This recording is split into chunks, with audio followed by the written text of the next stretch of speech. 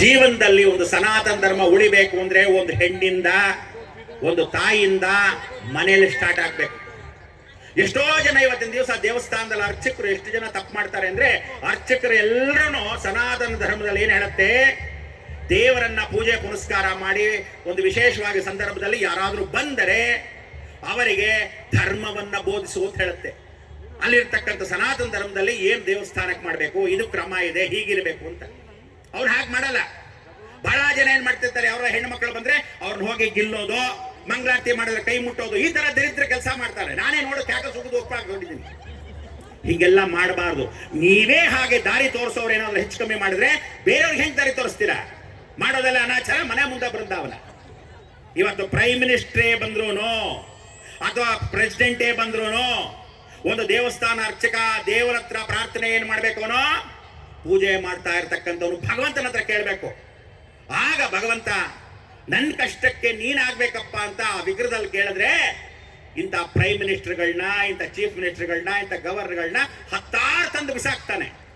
ಇವ್ರೇನ್ ಮಾಡ್ತಾರೆ ಗೊತ್ತಾ, ಅರ್ಧ ಮಂತ್ರ ಶುಕ್ಲಾಂ ಭರತಂ ವಿಷ್ಣುಂ, ಬರ್ತೀನಿ 6 ಗಂಟೆಗೆ ಬಂದ್ಬಿಡ್ತೀನಿ, ತಿಥಿ ಮಾಡಿಸ್ತೀನಿ ಅಂತಾನೆ. ಇವನು ಅದಕ್ಕೆ ಹೇಳೋದು, ಪಿಂಡ ಇಡೋರ್ನ ತರ್ಪಣ ಕೊಡೋರ್ಗೆ ಕರಿಬೇಡಿ, ತರ್ಪಣ ಕೊಡೋರು ಅರ್ಗೆ ಕರಿಬೇಡಿ. ನೀವುಗಳು ಮಾಡ್ತಾ ಇರೋ ತಪ್ಪುಗಳು ಇಷ್ಟೋ ಸನಾತನ ಧರ್ಮದಲ್ಲಿ ಹಿಂದೂ ಸಂಪ್ರದಾಯ ಉಳಿತಾ ಇಲ್ಲ. ಇವತ್ತು ವರ್ತೂರಲ್ಲಿ ಇಷ್ಟು ದೊಡ್ಡ ಜಾಗ ಇದೆ, ನೀವೆಲ್ಲರೂ ಒಂದು ಪಾರ್ಟಿ ಮಾಡಿ, ಒಂದು ಡಿಜೆ ಪಾರ್ಟಿ ಮಾಡಿ, ಡ್ಯಾನ್ಸ್ ಮಾಡಿ, ಡಿಸ್ಕೋ ಮಾಡಿ, ಊರವರೆಲ್ಲ ಕರೀದೇನೆ ಬಂದಿರ್ತಾರೆ. ಒಂದು ಸನಾತನ ಧರ್ಮ ಹಿಂದೂ ಬೆಳೆಸಬೇಡ ಅಂದ್ರೆ ಯಾವನಾದ್ರೂ ಬನ್ನಿ ಅಂದ್ರೆ ಒಬ್ಬನಾದ್ರೂ ಬರ್ತೀರಾ? ಬರೋದ್ರಲ್ಲಿ ಮುಖ ಅಲ್ಬಾಗ ಅಲ್ಲೇ ನಿಂತ್ಕೊಂಡು ಕೂತ್ಕೊಂಡಿದ್ದೀರಾ. ಯಾವತ್ತು ತಿಳ್ಕೊಳ್ಳಿ, ಧೈರ್ಯ ಸಾಹಸೇ ಲಕ್ಷ್ಮಿ. ಮುಸಲ್ಮಾನರನ್ನ ಇವತ್ತು ಯಾಕೆ ಮುಗೊಳ್ಬೇಕು ಗೊತ್ತಾ? ಆ ಮುಸಲ್ಮಾನರು ಇವತ್ತಿನ ದಿವಸ ಪ್ರತಿ ದಿನ ಬೆಳಗ್ಗೆ 5 ಗಂಟೆಗೆ, ಸಾಯಂಕಾಲ 5 ಗಂಟೆಗೆ ನಮಾಜ್ ಮಾಡ್ತೀರಾ. ನಮ್ ಯೋಗ್ಯತೆಗೆ ಬನ್ನಿ ದೇವಸ್ಥಾನಕ್ಕೆ ಅಂತ ಕರೆದ್ರೆ ಒಬ್ಬನಾದ್ರೂ ಬರ್ತೀರಾ ನೀವು? ಒಬ್ಬನೂ ಬರಲ್ಲ. ಕ್ರಿಶ್ಚಿಯನ್ರು ಭಾನುವಾರ ಪ್ರತಿ ದಿನ ಒಂದು ಮಾಸ್ ಪ್ರೇಯರ್ ಅಂತ ಸಿಸ್ಟಮ್ ಡಿಸಿಪ್ಲಿನ್ ಇಟ್ಕೊಂಡು ಮಾಸ್ ಪ್ರೇಯರ್ ಮಾಡ್ತಾರೆ. ನೀವು ಬರ್ತೀರಾ ಹಾಗೆ? ಹಿಂದೂ ಅಂದ್ರೆ ಎಲ್ಲ ಅನ್ಕೊಂಡ್ಬಿಟ್ಟಿದ್ರೆ ಜಾತಿ ಭೇದ ಅಂತ. ಜಗತ್ತಲ್ಲಿರೋದು 2 ಜಾತಿ, ಒಂದು ಸ್ತ್ರೀ ಮತ್ತೆ ಪುರುಷ. ಅದನ್ನೇ ಪರಮೇಶ್ವರ ಜಗದಪ್ಪಿತಂ ವಂದೇ ಪಾರ್ವತಿ ಪರಮೇಶ್ವರಂ ಅಂತ ತೋರಿಸಿರೋದು. ಪ್ರತಿಯೊಬ್ರು ಮಾಡತಕ್ಕಂಥ ತಪ್ಪುಗಳು ಏನ್ ಮಾಡ್ತೀರಾ? ದೇವಸ್ಥಾನದಲ್ಲಿ ಬರ್ತೀರಾ, ಇವತ್ತು ಈ ಹೂ ಹಾಕಿದಾರೆ ನನಗೆ, ಈ ಹೂ ಎಲ್ಲಿಂದ ಬಂತು ನಿಮ್ಗೇನೋ ಗೊತ್ತಾ? ಗೊತ್ತಿಲ್ಲ. SM ಕೃಷ್ಣ ಮೊನ್ನೆ ಸತ್ತೋದಾಗ 10 ಲಾರಿ ನಿಂತಿತ್ತು. ಹೇಳಿ, 10 ಲಾರಿ. 10 ಲಾರಿನಲ್ಲಿ ಈ ಹೂಗಳೆಲ್ಲ ಎತ್ಕೊಂಡೋಗಿ ಅದ್ರೊಳಗೆ ಹಾಕೊಂಡ್ರು.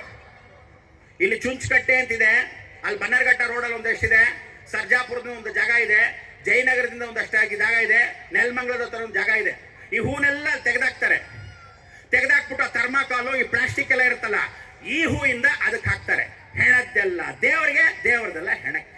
ನೀವು ಫ್ರಿಡ್ಜ್ ಅಲ್ಲಿ ಇಟ್ಬಿಟ್ಟು ಅಯ್ಯೋ ಭಗವತಿಗೆ ನಾನು ಹೂ ತಗೊಂಡ್ಬಂದು ಹಾಕ್ಬೇಕು ಅಂತಿದ್ದೀವಿ. ಅದಕ್ಕೆ ಇವತ್ತವರೆಗೂ ತಿರುಪತಿಲಾಗ್ಲಿ, ಮದುರೈ ಮೀನಾಕ್ಷಿಲಾಗ್ಲಿ, ಕೊಳ್ಳೂರು ಮೂಕಾಂಬಿಕೆಯಲ್ಲಿ ತೋಟದಲ್ಲಿರೋ ಹೂ ತಗೊಂಡ್ಬಂದು ಹಾಕ್ತಾರೆ ಹೊರತು ಯಾವ ಕಾಲಕ್ಕೂ ಫ್ರಿಡ್ಜ್ ಅಲ್ಲಿರೋದು ಬೇರೆ ಯಾವುದೋ ಹೂಗಳನ್ನ ತಗೊಂಡ್ಬಂದು ಹಾಕಲ್ಲ. ಇವತ್ತು ಎಷ್ಟು ಜನ ಅಧರ್ಮವನ್ನ ಮಾಡ್ತಾ ಇರ್ತಕ್ಕಂಥ ಸಣ್ಣ ಸಣ್ಣ ವಿಚಾರಗಳು. ನನಗೆ ಒಂದ್ಸರಿ ಮೈಕ್ ಕೊಟ್ರೆ ನಾನು ಗಂಟೆಗಟ್ಟಲೆ ಮಾತಾಡ್ತಾ ಇರ್ತೀನಿ. ಆದ್ರೆ ಪಾಪ ಇವ್ರೇನ್ ಹೇಳಿದ್ರು, ಸ್ವಲ್ಪ ಹೊತ್ತು ಮಾತಾಡಿ ಗುರುಗಳ, ಟೈಮು ಪಾಪ 4 ಗಂಟೆಗೆ ಬಂದು ಕೂತ್ಕೊಂಡಿದ್ದಾರೆ ಅಂತ. ಕೂತ್ಕೋಬೇಕು, ನಿಮ್ಗೆ ಅದಕ್ಕಿಂತ ಏನ್ ಕೆಲಸ ಇದೆ? ಭಾನುವಾರ ಹೋಗಿ ತಿನ್ಬೇಕಾ? ಬೆಳಗ್ಗೆಲ್ಲ ತಿಂದಾಗಿದೆ. ಈಗ ಬಂದು ಸಮಾಜ ಸೇವೆ ಅಂತ ಮಾಡಿದಾಗ ಸನಾತನ ಧರ್ಮಕ್ಕೋಸ್ಕರ ಯಾರಿರ್ತಾನೋ ಅವನೇ ಹಿಂದೂ ಸಂಪ್ರದಾಯದಲ್ಲಿರೋನು. ಯಾವತ್ತು ತಿಳ್ಕೊಳ್ಳಿ, ಒಬ್ರು ಯಾರೋ ದೊಡ್ಡ ವ್ಯಕ್ತಿ 18 ವರ್ಷಗಳ ಕಾಲ ಭಗವತಿ ಏನ್ ಹೇಳ್ತಾರೆ ಗೊತ್ತಾ? ನಾ ಒಂದು ಹೇಳ್ತೀನಿ ಸೀಕ್ರೆಟ್, ಇದನ್ನ ಜ್ಞಾಪಕ ಇಟ್ಕೊಳ್ಳಿ ಜೀವನದಲ್ಲಿ. ಇದನ್ನ 4 ಜನಕ್ಕೆ ಹೇಳಿ, 40 ಜನಕ್ಕೆ ಹೇಳಿ, 5 ಲಕ್ಷ ಜನಕ್ಕೆ ಹೇಳಿ, ಹಂಗೆ ಹರಡಬೇಕು. ಏನ್ ಹೇಳಿ? ಜಗತ್ತಲ್ಲಿ 4 ಪಂಗಡ ಇದೆ. ಏನ ಪಂಗಡ? ಬ್ರಾಹ್ಮಣ, ವೈಶ್ಯ, ಶೂದ್ರ, ಕ್ಷತ್ರಿಯ ಅನ್ಕೊಂಡಿದ್ರ? ಖಂಡಿತ ಇಲ್ಲ. ಈ 4 ಪಂಗಡ ಜನಗಳು ನಮ್ಮ ಇಡೀ ಭೂಮಂಡಲದಲ್ಲಿ ಎಲ್ಲಾ ಜಾತಿಯಲ್ಲೂ, ಎಲ್ಲಾ ದೇಶದಲ್ಲೂ, ಎಲ್ಲಾ ರಾಜ್ಯದಲ್ಲೂ, ಎಲ್ಲಾ ಕಡೆ ಇರ್ತಕ್ಕಂಥ ಈ 4 ಕ್ಯಾಟಗರಿ. ಇದಕ್ಕಿಂತ ಜಾಸ್ತಿ ಯಾರು ಇರಲ್ಲ. ಏನಿ 4 ಕ್ಯಾಟಗರಿ ಜ್ಞಾಪಕ ಇಟ್ಕೊಂಡಿರಿ, ತಲೆಯಲ್ಲಿ ಹಾಕೊಳ್ಳಿ. 1 ಸಲ ಇಲ್ಲ 2 ಸಲ ಹೇಳ್ತೀರಿ. ಮೊದಲನೇ ಕ್ಯಾಟಗರಿ, ನಾನ್ ಚೆನ್ನಾಗಿದ್ದೀನಿ, ನೀನು ಚೆನ್ನಾಗಿರೋ. ಮೊದಲನೇ ಕ್ಯಾಟಗರಿ ಏನ್ ಜನ? ನಾನ್ ಚೆನ್ನಾಗಿದ್ದೀನಿ, ನೀನು ಚೆನ್ನಾಗಿರೋ. 2ನೇ ಕ್ಯಾಟಗರಿ ಜನ, ನಾನ್ ಚೆನ್ನಾಗಿಲ್ಲ, ನೀನು ಚೆನ್ನಾಗಿರಬಾರ್ದು.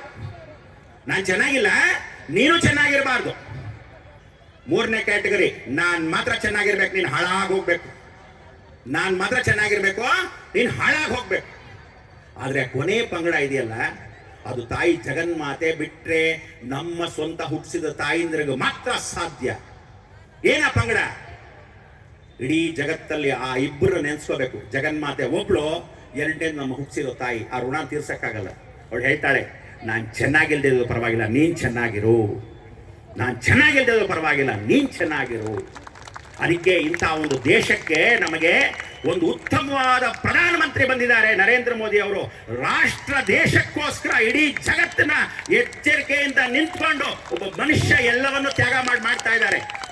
ಅಂತ ವ್ಯಕ್ತಿ ಇದ್ದಾಗ ಅವ್ರ ಜೊತೆ ಒಂದು 4,000 ಜನ ಎಲ್ಲರೂ ಇಂಥ ಒಂದು ಯೋಗಗಳೆಲ್ಲ ಇಟ್ಕೊಂಡಾಗ ಒಗ್ಗಟ್ಟಾಗಿರಕ್ಕೆ ಏನ್ ನಿಮಗೆ?